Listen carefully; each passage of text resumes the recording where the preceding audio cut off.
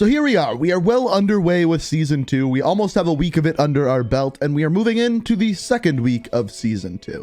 And with it, we have new updates. Over the weekend, we actually had a couple updates come out for Black Ops Cold War, which we're going to go over in this video. And then on top of that, we also got information today as to what is coming to the game this week on Thursday, and actually what is coming over the next couple of days in the store as well. So in this video, we're going to go over what happened over the weekend with the updates. We're going to talk about what is going to happen with the update with Warzone, because right now some attachments are really broken. And then on top of that, we're going to go into what is being added into Black Ops Cold War this week, which there's actually one really cool game mode that I want to talk about. So let's start off with what already happened, then we'll move into what's going to happen. So this is what happened over the weekend. So I figured the fastest way to actually go through this and discuss what changed over the weekend was to just go through the patch notes. I'm going to skip some of the things. If you want to read it, you can just pause the video and it's pretty simple. So first thing, this update came out on the 26th, so just one day after Season 2 was released. The first thing and the biggest thing was performance issues. After Season 2 came out, a lot of people were getting frame drops. That's the first thing on these patch notes. There was a couple map fixes for Raid and Checkmate out of the map and weird glitches in Hardpoint.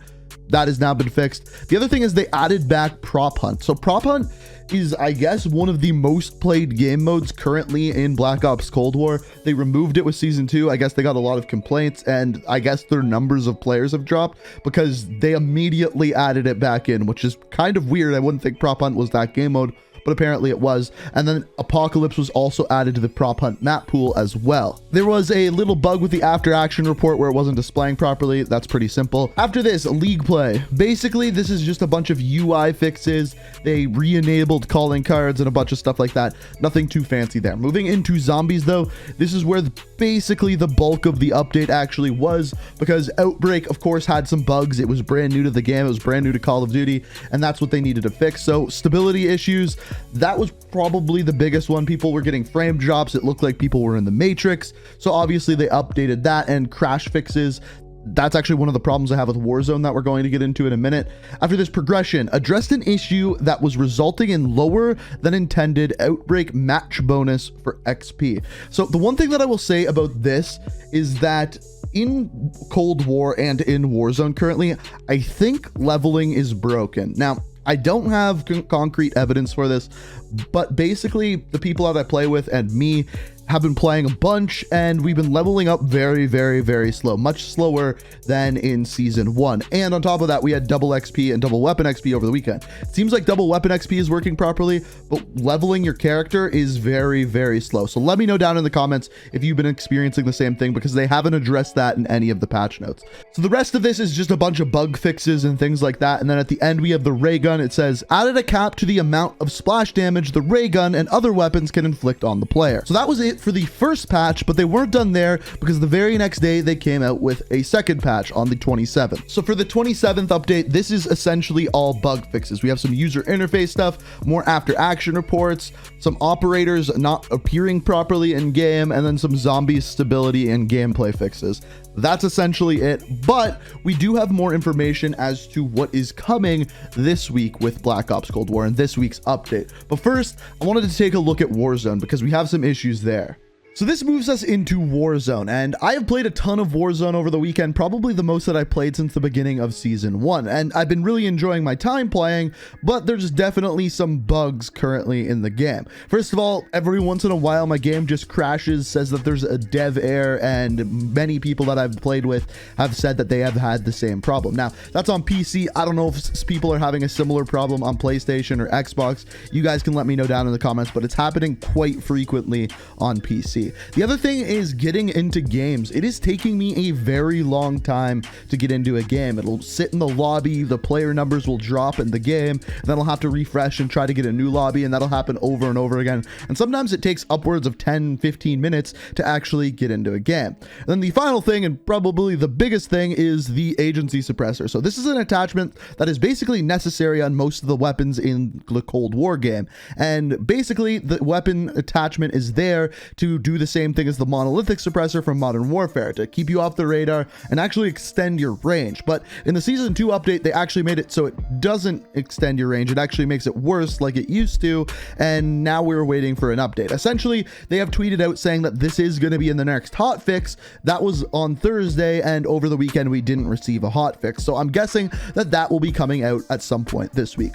Speaking of things that are coming out this week, the one thing that we haven't got announcements is anything to do with Warzone, new modes or anything like that. And plus, the zombie outbreak event is going to continue this week. As of right now, there is only one location, the shipwreck, having zombies inside of it, which is odd, and I have a feeling that later this week, we're going to get some more locations added to this. On the terminal that is inside all of the different locations, it currently says 5%, which just so happens to be 1 out of 20 of the named locations on the map. So my guess is that 1 or 2 more will be added throughout the week. Every single day, maybe 1 will be added, but I mean, we'll have to wait and see. I don't know that for sure. Now, moving out of Warzone and over to Cold War. So the first thing that is new is a new game mode. It is called Rapid Fire Mosh Pit, and this is one of the most interesting game modes I've seen in Call of Duty in a while. It's simple, but it's effective. So first of all, the game modes include Team Deathmatch, Domination, Kill Confirmed, and Hardpoint. So similar to normal Mosh Pit. And the only maps that you play are Apocalypse, Nuketown 84, Crossroads Strike, Raid, Express, and Garrison. So some of the smaller maps that are in the game. That's actually not the crazy part of this playlist. On top of the fact that lobbies will be shorter, the other thing is that UAVs are always active and the UAV sweeps faster than normal.